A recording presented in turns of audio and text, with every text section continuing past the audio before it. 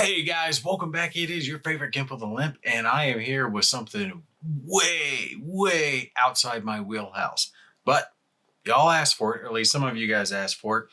So I contacted the publisher of this, and they were nice enough to send me a copy of Red, White, and Blue Racing stock car action game. Now, I definitely want to say thank you to Keith Avalone. I'm hoping I'm pronouncing that correctly. He was even nice enough to write me a letter and included that with the game. Really do appreciate him sending the game. I've had all kinds of fun with it so far, and I am looking forward to having more fun with it. And I definitely wanted to address his final notes about thanks to David Richter, Mike Glaze, and Jerry Minks for their help in developing this game. And I've been having a lot of fun with it, so my thanks goes out to them as well.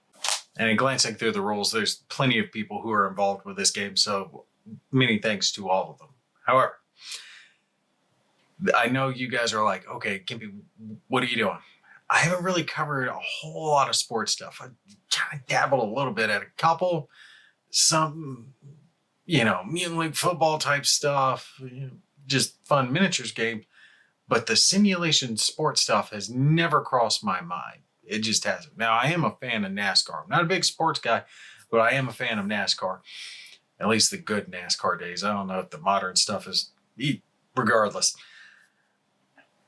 But I've never really put too much thought into playing a racing game. I've seen plenty of other racing games, the ones where it's got an oval track, it's got some plastic cars, you got some cards, you roll a couple of D6 and I'll move 6 and, that type of gameplay. And now saying that, I just realized the guy that I'm going to reference made the same comparison. I'm going to put it down below. Marco Scola, right? Smaller YouTube channel. He's covering a lot of these simulation style sports games. He doesn't know me. I don't know him, but I watched his video to help me get my head around this game. So go give him some love. Go give him some support. Real nice guy. And he's just cooler than hell when he's playing the game, playing the racing game. And he sounds like an announcer as Danny Hamlin takes the corner and he takes the lead. He's so excited about it. Just friendliest little guy. Loved his little video. Go check him out. Give the guy some support because he helped me understand this game. But yeah, he made that exact same comparison that I was thinking about it. This is not that style of a race game. This game is very much like our roll and write games for war games, right? So are Hunters and Silent Victory, and of course, American Tank Case, British Tank Case that I've been having so much fun with. Now, is it those games? No. Is it B-17 Queen of the Skies? Yes, but a little different, right? And it's hard to put my finger on, but let's go down to the table. I need to show you the components and I need to show you the gameplay so you understand what I'm talking about. And we'll come back up here for some final thoughts on it. All right, so here we are down at the table for some red, white, and blue racing. And I know some of you are going to be going right off the bat, Gimpy, what the hell? What do you got here on the table? I expected a track. I expected little cars or tokens for cars or something. This is not that type of game. This is very much a wargamers racing game. It's hard to describe how much this little game has started to grow on me. And I definitely got to thank those that recommended that I try this out and the publishers for sending it to me, because I've just been having a good little time with this game. But I don't even think game is the right word, but we'll get into that stuff when we start talking about the final thoughts. So let's talk about the components and then how this game is played. So you see the components that I've got laid out here in front of you. We have 2 player boards. We have a selection of cars across those player boards. And each one of your cars, we'll grab our race leader here as the example. Carl Edwards has his car, his number, and then a selection of symbols listed down on his card. And I'm trying to think of the best way to describe these symbols. Let's just say these symbols represent each one of the driver's skills.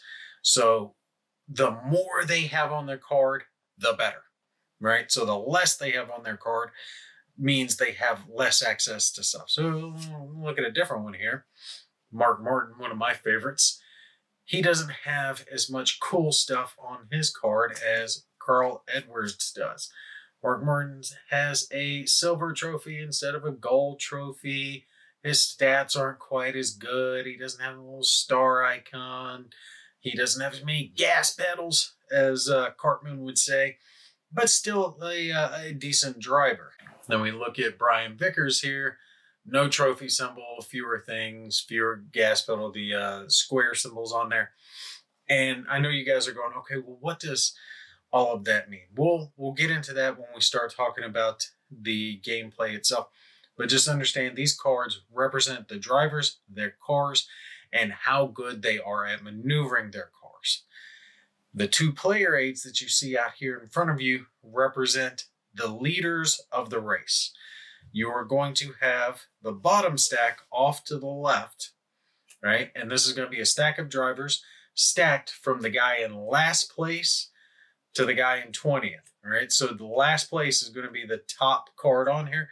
And there's a reason why that you stack the drivers in that fashion. This is called your bottom group. Middle group here is going to be from 19th place to 8th place. The top group is going to be from 7th place to 1st place. These 2 player aids are cardstock and they are single-sided. Also, what I have down here to the side, this is a little cardstock raceway. I actually picked Charlotte Motor Speedway because I used to live next to that track and I've been to it plenty of times. I've actually been to the Coca-Cola 600 and a few other races down there. Had a really good time there. Definitely not going to be playing through that race anytime soon, but I'm looking forward to trying it out. Very, very long game. That's a 60-turn race. You will play 60 turns of this game. Long, long, long race. All right, so those are the components that you see here in front of you. Besides just the ones that I have in front of you, you are going to have a stack of these performance chips. I do have a single driver, Ryan Newman, up here, who is starting the race with one of those. You will have a instruction booklet, and this is a fairly basic instruction booklet, especially as us war gamers would understand them. Just a few simple pages written down, no pictures. There are examples of play, though. We have one further player aid. This is your problem results. So the best way to describe that, when something bad happens, this will help you figure out who and what happens. This player aid is double-sided and has the problem and rare results on the front and back of that player aid. Now, the rest of the components of the game, we have 6 dice that come on this game in very specific colors. Obviously, red, white, and blue. Specifically for red, white, and blue racing, those colors come into play during the race. We have 2 metallic die and a black die. They all have specific reasons for being the colors that they are, and it helps you understand which dice to roll in which situations. The remaining components, you'll have a stack of race cards. So these are a bunch of different tracks, and you guys can see there's a good chunk of tracks in there that you can play through. And besides that, you come with 2 stacks of drivers. Now, this isn't 2 separate stacks of drivers. These are the same drivers in 2 separate colors. So you have the white stack and the yellow stack, but it's the exact same drivers in both stacks. So same stats, same everything. Nothing's different except for the color white and yellow. The reason for that is when you have a race going on, you can tell who your TV drivers are based on what color they are. So for me, my TV drivers are the yellow cars here. So Alex Bowman, Mark Martin, and Ryan Newman are TV drivers. And then, sadly enough, my TV drivers had a very bad start of it. The rest of them are down here in the bottom stack, where I've got Reagan Smith, Paul Menard, Dale Earnhardt Jr., and Jimmy Johnson. Jimmy Johnson is one of my favorites. And of course, I had to throw Junior in there for good measure. Lastly, when we talk about components, you get a handful of these. These are your event logs. Basically, this is to write down what happens on your race. You have your turns here at the top. Think of that as your laps, right? You can write down who's on your TV list, feuding and fuming, which we'll talk about, lead changes, so whoever's leading the race, any notes you want to take down. And then you can write down here who started in what position and where they finished the race. If you do not know NASCAR, by the way, there are going to be 43 drivers. You have more than 43 drivers. I think it's roughly 50 drivers that come with the game. So you will have some that fail to qualify. And lastly, we have what's called our Race Weeks event guide. And I thought this would be kind of like the scenario booklet when it comes to war games, a good analogy. And that's a good way of thinking of it. This helps you set up your game, right? So think of this as a way to use this to determine who's where when we're starting the race.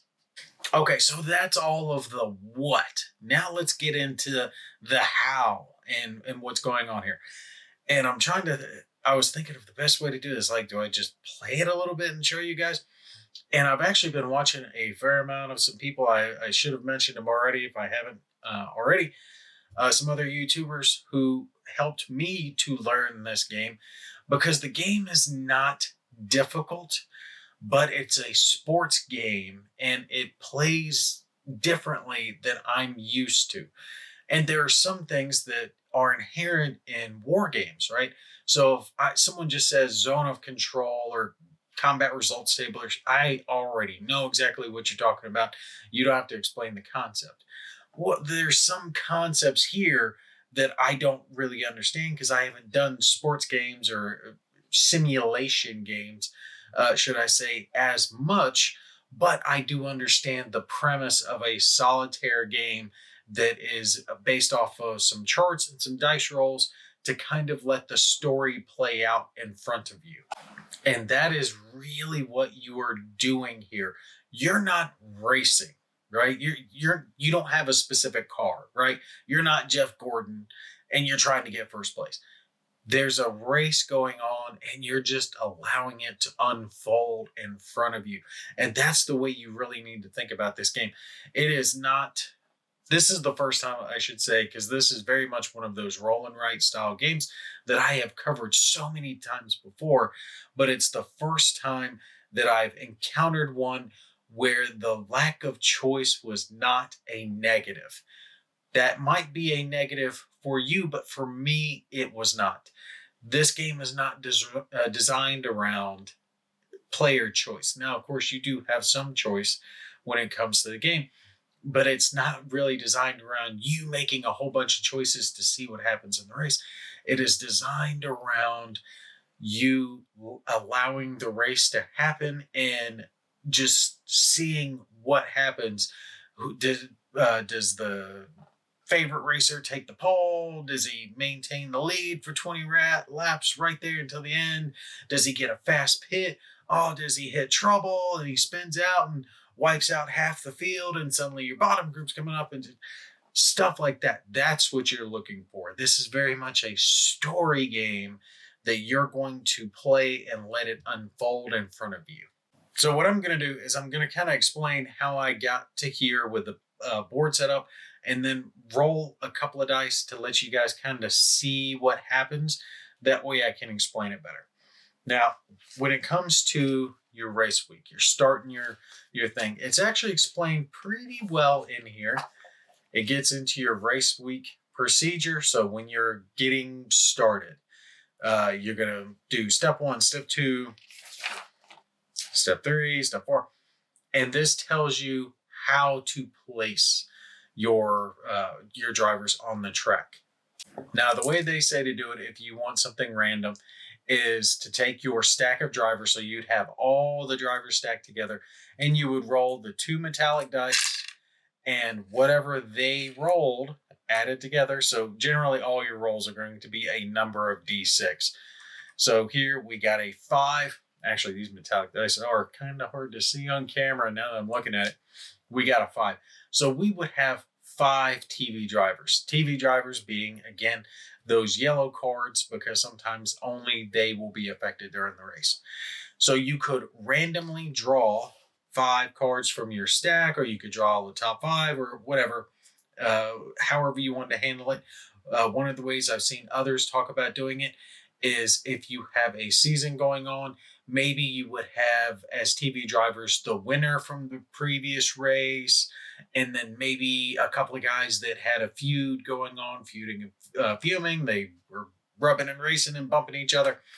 Have them as automatic picks, and then whatever remaining amount you would randomly draw to do as TV drivers.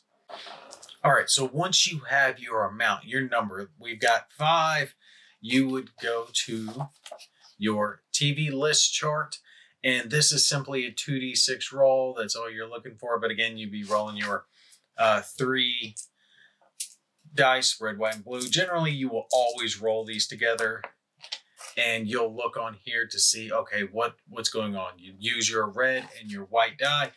Red die for your 10s, white die for your 1s, and it would tell you some type of event.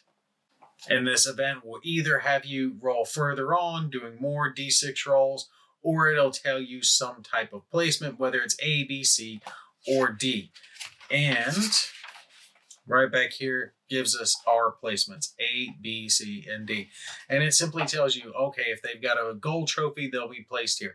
If they've got a silver trophy, they'll be placed here. So let me grab just an example. We'll grab one from the middle of our pack. Matt, race driver, I don't know.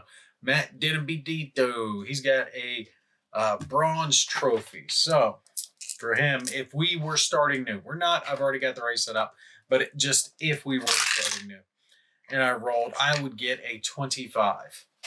Here, this shows 25 is a TV interview. TV interview means roll on the TV interviews. So we'd simply roll it one more time to see what happens in our TV interview. 41. Want to thank sponsor team for sticking with us this week. It's been up and down. We'll get it together on race day. Placement C. So it simply tells us placement C. We flick back over. Placement C. Trophy driver gains blue die position in middle group. Non-trophy driver placed at the top of the bubble stack. So since our guy here was a trophy driver, he would get the blue die, which is 4, position in the middle group. Now, our middle group over here has 2 spots in each place. You can always look at your red die to determine whether or not it's going to be even or odd. Now, I'm just using that as an example, but you would do that for all of your TV drivers. You would roll, let the event kind of play out, see what happens. You would have a variety of different things happen. Hot weekend laps, they get placement A. Engine trouble, they get placement D. Just whatever might possibly happen during a race can potentially happen to them here. The better the driver, so the higher the trophy they have, whether it's gold, silver, or bronze, the more likely chance they'll be able to weather those bad events and end up somewhere higher on the board. You'll take and do that for your TV drivers. Then you'll do another 2d6 roll of fast drivers. They'll fill out places here on our 2-player boards. Then you'll do a 2d6 roll for slow drivers. A lot of them end up on the bubble or not qualifying. And then any remaining drivers you have will generally fill out whatever spots are left here and then make up our bottom stack, our bottom group of drivers. Now, yes, I know I'm going through it kind of quick, but I don't want to have this video take an hour long to be able to show you guys, because it really can quickly start to add up. I will tell you, once you start getting rolling, and I'm still new to this game. I'm still new to it. It takes me a sec to figure out where things are, but it doesn't take long to play through the game. It takes you about 15 minutes to get the board set up. And as you've played races over and over and over, you'll be able to set the board up in like 5 minutes. Pop, pop, pop, do your rolls. figure out who goes where. You've got your TV drivers, you got your fast drivers, you got your slow drivers, who's in the bubble, who gets cut off, who didn't qualify, who's got my pole position. All right, we're ready to race. Now, this is where we start telling our story. And I'm trying to put my finger on it. I'm trying to find the words to explain, because I raced some off camera before I set this one up, just to kind of get a feel of the game. And it's a very unusual game for what I'm used to playing, but you get into it. You get kind of lost in the race that's happening, and it really just starts playing out in front of you. And for a game that has this level of choice in it, I find myself really drawn to it. It just kind of sticks in me. You want to start chucking the damn dice again to see how the race is going to play out.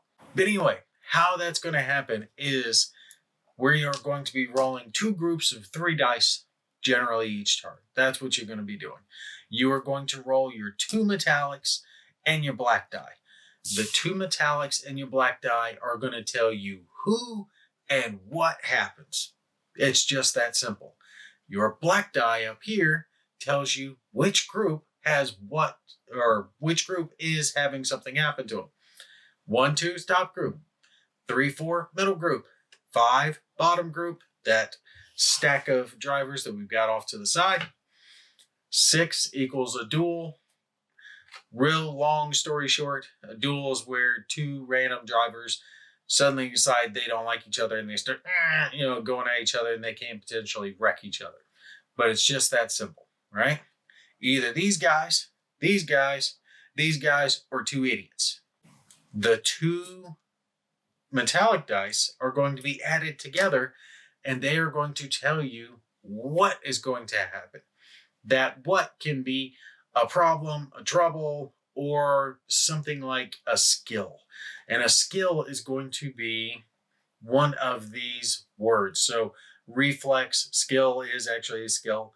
Control, star, smart, heat. These are all words that are going to be on your drivers. So just for an example, let's do a quick example to show you guys how something would play out. All right, for our example here, let's say that we got a 3 on our black die and a 6 on our metallic die. 3 means our middle group. Middle group is this player aid right here. A 6 equals the skill, right? So whatever drivers have the word skill on their card now get to challenge to move up into a higher level of the track. So the middle group is now going to challenge into the upper group. And generally speaking, when it comes to the challenges in this game, it's always going to be from one group to another. So like bottom group into the middle group into the top group, or top group for the leader position. So we can see our first guy, we got Greg Biffle. He's got the skill thing on his card. The skill word indicates he has that skill. I'm saying skill like a lot here. He has the skill. So we get to roll on him. Well, that's where our red, white, and blue die are going to come into it. And it is very simple to understand whether or not he succeeds at this. The way we're going to look at it is the red die is going to be in reference to him. The blue die is going to be in reference to whoever he's targeting. And the white die is going to tell us who he's targeting. You see, 1, 2, 3, 4, 5, 6, right here. Boom. Same thing over here.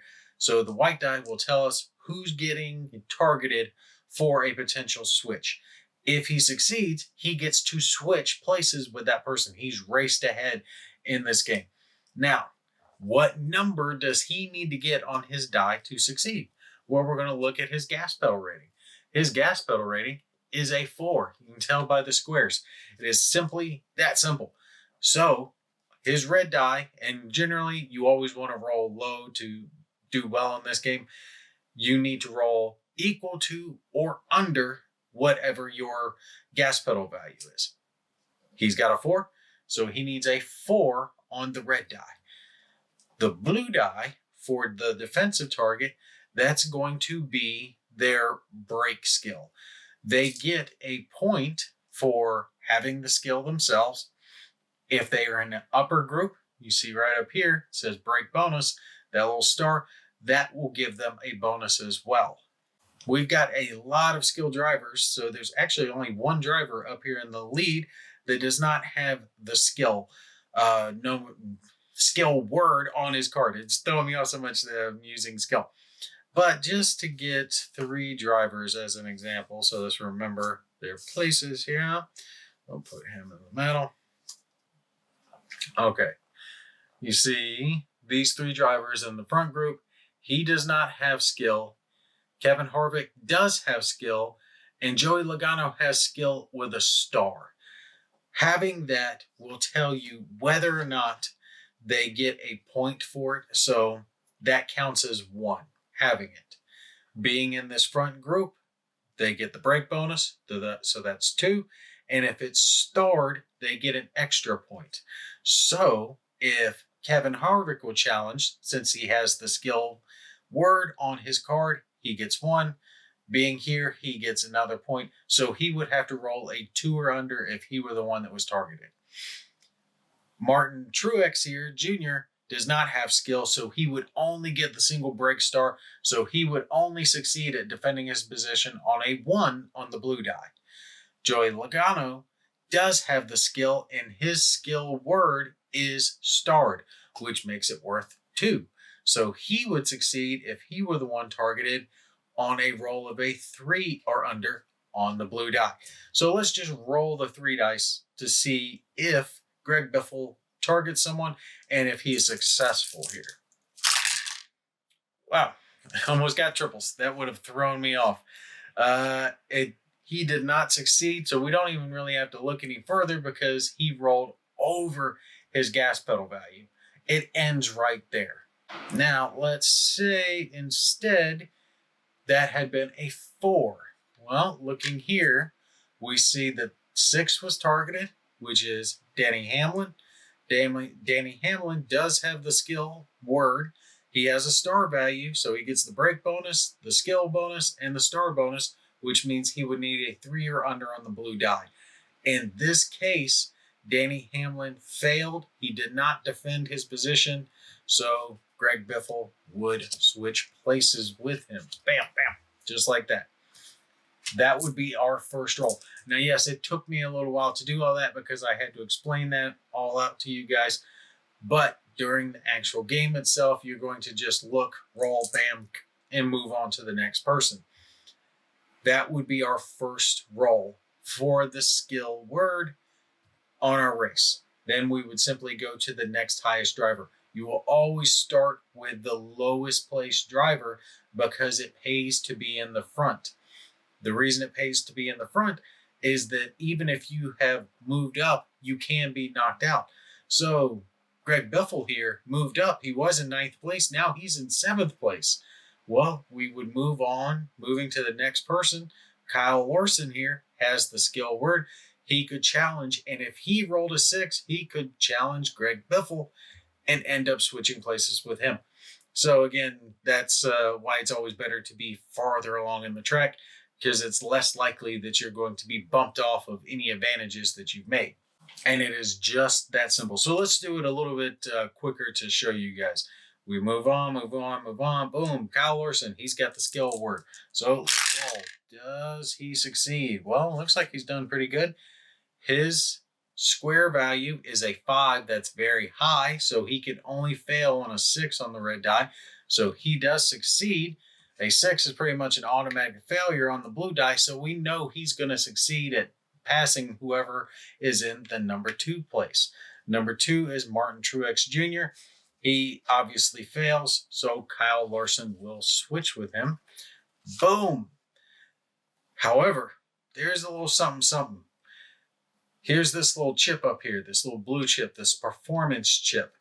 That you can only get it in a few rare circumstances. There are a few times you can get it before a race starts, and then on pit stops you can get one of those performance chips. And what those performance chips do is effectively allow you to auto win a challenge, whether you are making the challenge or being challenged. So if it was Randy Newman who was targeted and he failed his defensive role, he could spend his chip and he would still retain his position. Since this is a solitaire game and you're not playing as any one specific racer, generally speaking, you'll always use the blue chip. You can have situations where both drivers do have a blue chip. In that case, I would probably just roll off to see whether or not they use their blue chip or not. So we still continue on. 16th place, we got a 15th. He doesn't have it. Clint Boyer does, so we roll for him. Clint Boyer got a 1. He's definitely doing good, which is awesome. He had a great gas pedal rating anyway with a 5, so he would only fail on a 6. He's going after the number 3 spot. He's going after Kevin Harvick. Kevin Harvick, they are not doing well with the defensive rolls. He would have had to have rolled a 2 or under to maintain his position, so he would get bumped back to 4th place. Continue on, we go to Michael McDowell. He does have it, but he's only got a gas pedal rating of a 2. So he needs a 2 or under on the red die, which he does not get, so we don't even need to roll. But as you see, that was a 6 on the white die, which was Greg Biffle. Had he succeeded, Greg Biffle would have been knocked out. So Greg Biffle would have moved from 19th place to 7th place, back down to 12th place if Michael McDowell had beaten him. Go to a relic. There's a driver I don't know. Eric Almirola. Wow. He has the ability. He's only got 3 gas pedals, so he needs a 3 or under on the red die. And I cannot help it. Every time I say gas pedal, I think of that scene from South Park. Gas pedal!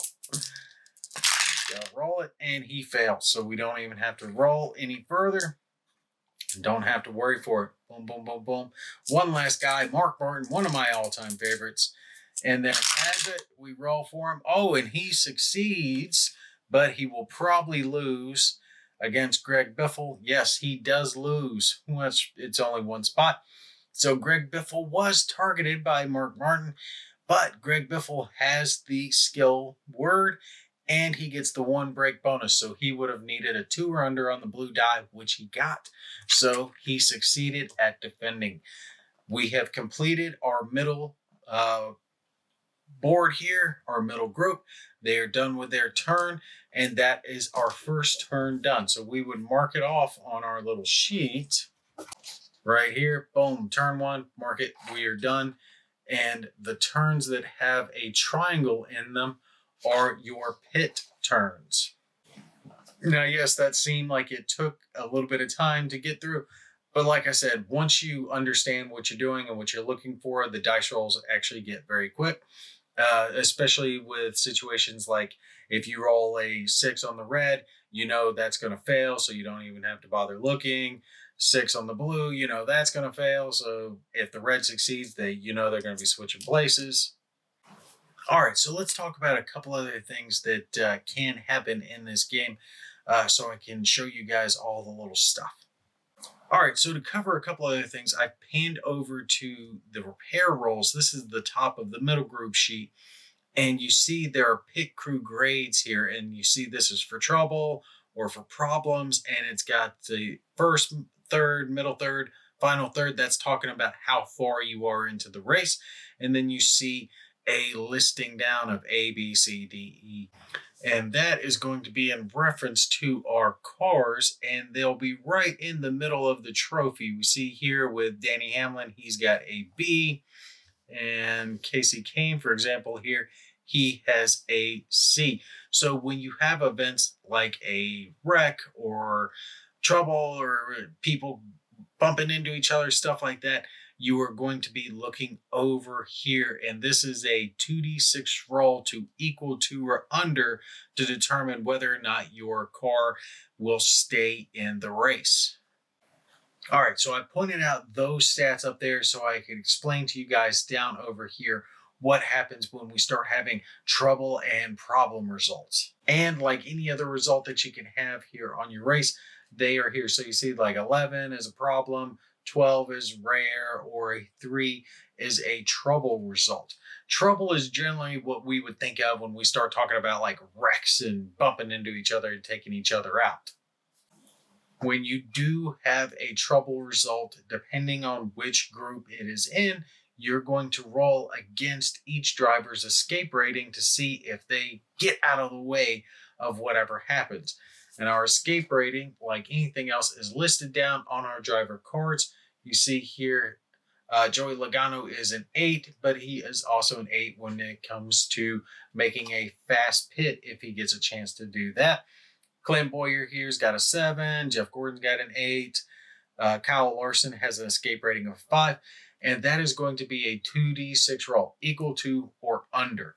So if we got a trouble result up here in the race leaders, we would roll our 2 metallic dice for each one of the top 7 cars, and anyone who did not get equal to or under their rating, obviously a 2 is successful, they would fail and they would get collected. Any cars that get collected, you'll push them off to the side. If it's just one car, it's not that big of a deal. You don't have to worry about it. But when you get into 2, 3 more cars getting collected, that's a grouping. They're all kind of spinning out there on the track. You do have this neat ability to have like a cascading effect. So if you have like 2 cars up here in the top group, and then I forget exactly how many, I'd have to look it back up, but it's something like 3 or 4, 5, somewhere around there, cars in the middle group that get collected, it can cascade all the way down into the bottom group. So you can have that big wreck, someone spins out and everyone starts slamming into them if they fail their escape rolls, and then you have to start making the survivor rolls. So for every driver that failed the escape and got collected, you're going to look at their grade and then what part of the track, right? What part of the race we're in, first, second, or third of the race, and then what their letter grade is. And it's a second 2d6 roll. Whether they need 11, 10, 9, 8, it's all going to depend on their pit crew skill. And that is determining whether or not their pit crew is able to knock the dings and dents and put a new tire on and get them back out on the track. If they are successful there, they will go to the bottom of the bottom group. So they're still in the race, but they're down here in the bottom. Or if the pit crew fails, their car is too badly damaged and they are now out of the race. When it comes to things like problem and rare results, you see we've got an actual chart for that. This will tell us how to find what driver had the problem result. And then here in our problem finder, this will tell us the types of problems that they had. So this will be specific things like battery change drop to the front of the bottom group. So if they were up here, they would go to the top of this stack. This means that they would not go here, but they would go here. Remember, this is 43rd place. This is 20th place. Engine running hot, roll for repair. Clutch problem, roll for repair. Lost engine, out of the race. Tire rub, drop to the front of the bottom group. That's the types of problems you can have. And then on the back, we've got our bottom group, middle group, top group, and these are the rare results. So these are those real crazy one-offs that can potentially happen. But for stuff like this to happen, and then of course our super rares, these are designed around rolling things like triples and doing it again or something along those lines to have these really outrageous things like a black flag and you get disqualified. And basically that's how the game's going to be played. Now I know some people are going to be watching this and they're going to be thinking, well, you didn't really explain. I have explained how the game's going to play. Black die tells you who, the metallic dice tell you what happens, and then you roll the red, white, and blues each time to determine the outcome of the what happened. And you will do that however many times your race dictates. And that's going to determine based on your available tracks. Again, Charlotte Motor Speedway is the one I pulled out as an example. This can either be a 50 or a 60 turn race. 60 turn is going to be the max. So 60 turns means I'm going to roll 60 times the black and the metallic dice to determine what's happening and then work out that outcome. Sometimes it will be very quick and you'll just roll the red, white, and blue a couple times and you'll be done and you'll move on to the next turn. Sometimes you might have a whole lot of guys that have the skill, or if you get something like the bottom group where you've got a stack of drivers and they are the ones who are potentially moving up into the middle group, you're going to have to, thumb through, ding, ding, ding, ding, ding, ding, looking to see which drivers have the skill. So some turns might take you a couple minutes, whereas some turns might take you 10 minutes. All right, I've been droning on for a little bit. I haven't shown you everything, but I've shown you the gist that you'll understand enough to kind of get whether or not this game's for you. But to make sure, follow me back up. Let's do some final thoughts about this. All right, so we're back for some final thoughts on it. All right, play classics. Play as in play AAY, 2 A's. Red, white, and blue racing. Let me first start off with something I want to make sure I don't forget to say is that there is almost unending replay value to this game. And I don't mean what comes in the box. I mean just the free content. Oh my God, the free content that they've not even just the publisher on BGG. There's so many seasons, so many modifications. This switches it to IndyCar or Trans Am or the Truck Series, and you can just go download this. You can just go download, print off your own little vehicle cards, right? Because all you need is the track cards and the driver cards to be able to have that series. And the amount of free content out there would keep you busy for over a year. Not to mention the amount of quality paid content that they have coming out, including the one thing I think this game needs, which is the neoprene mat style treatment, where you've got a mat you can roll out with top position, middle position, and a more fleshed out bottom position, should we say. Because if it's anything all of us would appreciate is a more fleshed out bottom position. Did that come out right? Oh, anyway, back to the purpose of what I'm doing. My wife's going to kill me if she watches this. All right. Unending replay value. Just out there, right? Free content alone will keep you busy forever, but there is oodles and oodles of paid content, and it's not expensive either. We're talking like it's $20 some for a season of drivers, right? You can get track packs, pretty much anything you need. The one thing they do have is the neoprene mat is coming, but it's not out yet. If I remember right, it's still on pre-order. That is something I would look forward to seeing and order for myself, definitely. All right, let's talk components. The component quality. Dice are good. They serve their purpose. I like the color-coded nature, the red, white, and blue dice.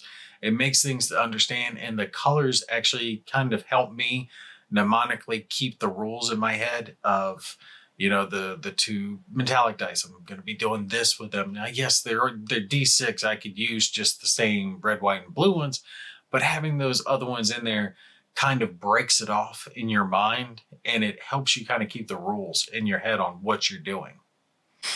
So dice good. The cardstock for the player aids, the player boards are fine. No problem there. The cards, it's a perforated card. So all the drivers and the tracks are these perforated style cardstock, and you have to fold them and then tear them apart. Make sure when you do that, if you get these, that you stack them right and fold them back and forth before you don't just try to tear it, because you can potentially tear it. It's perforated, fine, but just fold it both ways to make sure you've got that tear started before you start pulling apart. It only takes a few minutes. So it's not a problem. I thought about maybe laminating these, and if I didn't have to film it, I probably would have just laminated the sheets first and cut them out, the drivers and the track packs. I can't do that because I can't have the shiny nature, the glossy nature. It'll mess with my cameras too much. If you're out there, I would recommend laminating the cards for the tracks and the drivers, just to keep them sturdy, right? The card stock isn't of a bad quality, but the yellow ones I actually found to be a little bit thinner than the whiter ones, and I could see them building up wear over time because you do have to shuffle up the drivers, before race starts. So that can cause some maybe issues if you can. I don't really think that there's a card sleeve that would fit that size, the driver size. So yeah, probably laminated. But that's really it component wise. The only other thing you've got is the event list. So the log book for all your races, just the log sheet. And you can print free ones of those. They've got them on their website, or you can scan the multiple copies they include in each game. So that's no problem. So when it comes to the component quality for the price, I think they're fine. The game itself is only $50. And in today's world, I mean, that's not a lot for a board game. Now, of course, it doesn't come with a lot, right? The amount of actual stuff in the box isn't a huge amount. The gameplay is huge. There's a huge amount of gameplay in the box, but the stuff isn't that much. But I mean, you're paying $50 for it. So there's really no reason to. And to just one further point when it comes to the rules, I started on it and I hadn't really completed the thought. It's not that the rules are bad or anything like that. It's like I was mentioning earlier, that the rules are written in such a way that it's almost like you need to have understood it to understand the rules. And like I was saying, I understand what, zone of control, combat results table, things, basic concepts of wargaming, they don't need to be fleshed out.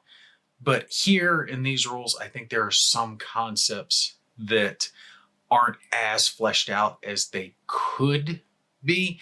And the thing that would kind of help it out a little bit more is if there were, I hate to say this because it sounds like I'm dumb when I say it, but some pictures. So some pictures of the cars or the tracks or stuff like that, because they're referencing things in the rules. And I'm like, okay, I don't know what you're talking about here, but it's stuff that I think would be intuitive if you are someone who's got experience with like simulation style sports games. So once you've got some experience with it, you're like, oh yeah, okay, yeah, this makes sense. But when you're first looking at it, you're going to have to thumb through these rules a few different times and really kind of sit down with it, have the components in front of you. But in thinking about it, it's really no different than what I did when I first started playing war games, that I had to have the rules in front of me, have the components in front of me, and I'm looking at it and like, okay, when they're talking about this, they mean this. Okay, I understand that now. So same concept. There are examples of play in these rules. I mean, the rules aren't long. The rule book is small, and it's only something, 8-9 pages long total, and that's everything. So it's not that the rules are hard. Don't get me wrong. They're not hard or anything like that. It's just that a few extra example pictures of when they're talking about something in there, hey, they're referencing the words that are on the cars, right? The skill, reflex, smart, star, those specific things, stuff like that. Have something pointing out there, have the picture pointing that out. They do spell it out in the rules though, so I'm not going to ding them too hard on that. It's just that when you're first playing a game like this, you might have to read the rules, have the components out, read the rules again, eyeball it, maybe watch a video or two, and then it all starts to click. Don't get me wrong, the rules aren't hard. It's not anything that's gonna bog you down or anything like that, overly chromy. It just takes you a second to figure out what they're talking about because you're new to it. So let's get into the gameplay part of this review. And that's the thing. I'm like, how do I rate the gameplay? Because in my mind, it isn't as much gameplay, because to me, gameplay is choice.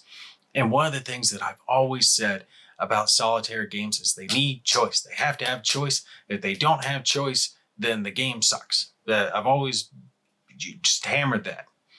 This is the first time I have ever had a game that had low choice that I really liked. and really dug and just got into it, and it crawls in your head and it sticks.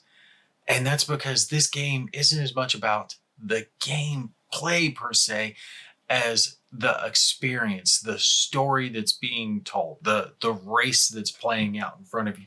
You're not worrying about British tank ace, right? I'm not worried about my tank blowing up Italian tanks or German tanks or who I'm shooting at or anything like that. This is nothing like that. I'm not any one of the drivers. Yeah, and the cool part, there are custom cards. You can make your own driver if you want to. Just putting that out there. But I'm not one of the drivers. I'm not one of the people there. I'm not an avatar in there. These are racers that I know, names that I know, Kevin Harvick, Mark Martin, Dale Earnhardt. These are the people I know, I watch, right? So as you're rolling those dice turn after turn and you're seeing what's happening, at first it's a little slow, but once you kind of get into it, it's almost like you're watching the race. It is so hard to describe. This is one of those mystical experiences. You need to experience it to really understand it. For them to have created something like this that has this level of choice, but this level of captivation, really astounds me. And I think it has to do with the nature of what's being covered. War games, you really want to get your hands in. You want to be involved. You want to have all the nitty gritty. You want to feel like the general or the commander, the person who's making the choice to accomplish that mission. Here, you can almost feel like you're someone in the stands watching what's happening. It's a totally different experience from the other styles that I've played. And it's making me think that I haven't given a chance to other styles of board games that maybe I should have. The simulation sports games, I always just thought looked dull and tedious and boring. And I'm like, I remember a baseball one I saw way back in the day. A guy was explaining and had just like a stack of numbers, and he was captivated. He was all excited about it. And I'm like, oh my God, you're putting me to school. Shut up. But now, like, I'm actually experiencing this and getting into it. And it's so much freaking fun, man. It really is.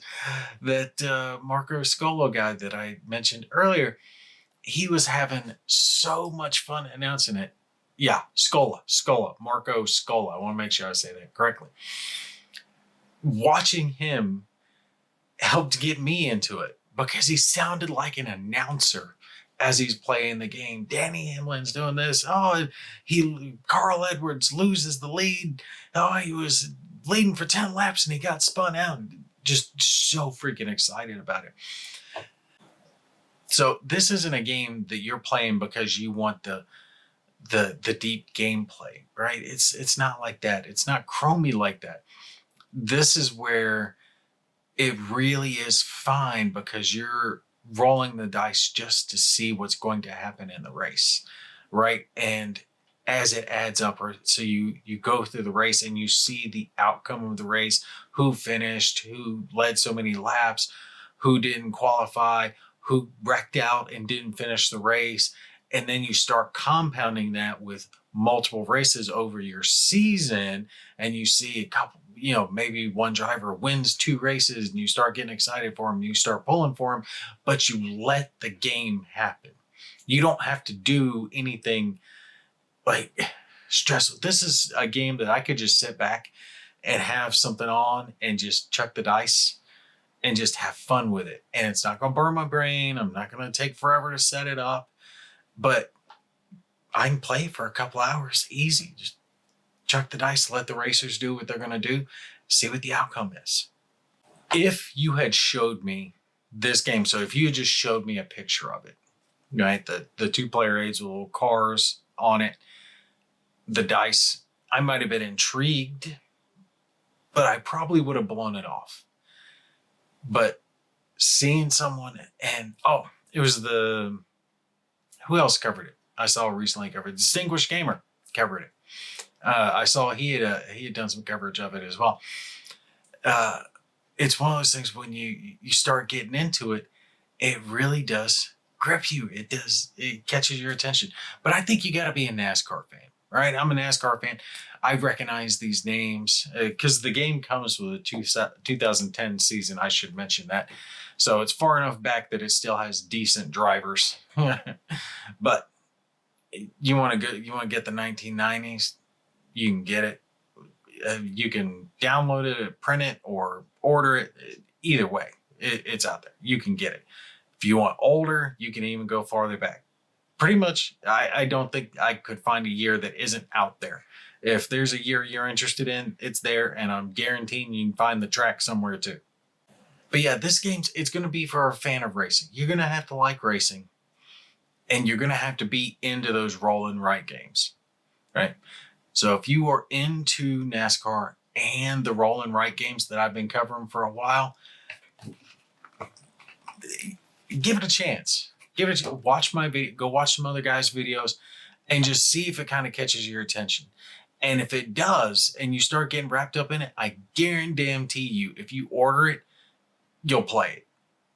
There's just something about it. I can't find the right word for it, but there's just something about it that just grabs you, and you just want to keep playing it.